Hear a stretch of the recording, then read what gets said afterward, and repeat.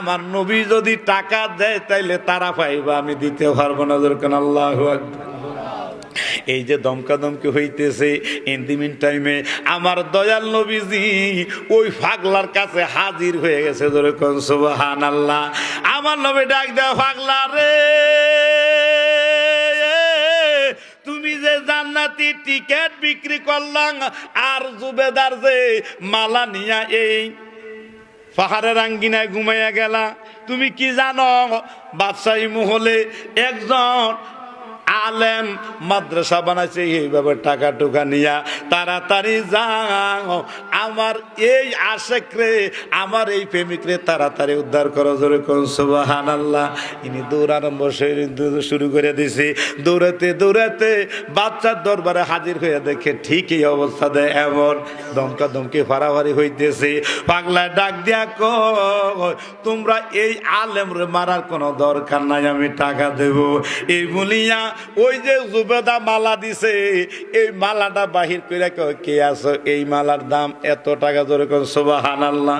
হিসাব করা হইল, আলেমের থেকে কত টাকা পাইবা, হিসাব মোতাবেক 1 লক্ষ টাকা হয়ে গেল। ইনি জানাই দিতেছে এই মালার দাম 1 লক্ষ টাকা। ধরে সুবহানাল্লাহ। এখন উজিরে কয় আমি কিনলাম, নাজিরে কয় আমি কিনলাম, বাদশা ধমক দিয়া কয় না হইতে পারে না, এই মালা আমি কয় করবো। জোরে কোন সুবহানাল্লাহ। হে আমার ভাইয়েরা, আমরা দুনিয়ার জমিনে আমল করি, নামাজ পড়ি, রোজা রাখি জান্নাতে যাওয়ার জন্য, ঠিক কি না? আসলে যেই নামাজ পড়ি, যদি সাহাবার দিকে খেয়াল করে, হুজুরে কালবে নামাজ পড়ার কথা, আমি জানতে চাই আসলে মূলত আমাদের ওই দিকে খেয়াল করলে নামাজ ঠিক হয় কি না? আসলে হয় না বাবা। কিন্তু বলে হুজুর তাইলে কি কইরাম, নামাজ কি সাইরা দেমনে? বলে না না, সারা যাইব না।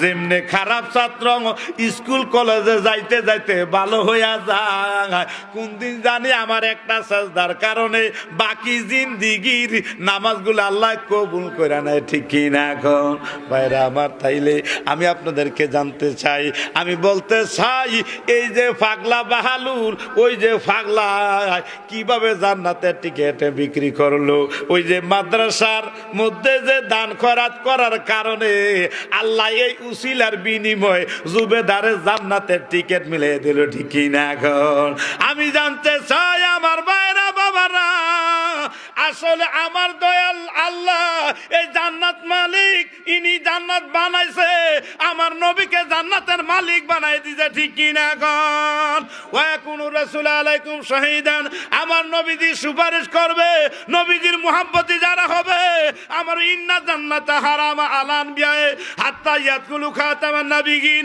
আমার নবীজি বলেন আমার মুহাব্বতি হইয়া যারা নামাজ পড়বে, রোজা রাখবে, তাদেরকে ব্যতীত আমি নবীজি জান্নাতে যাবে না। দরুন আল্লাহু আকবার।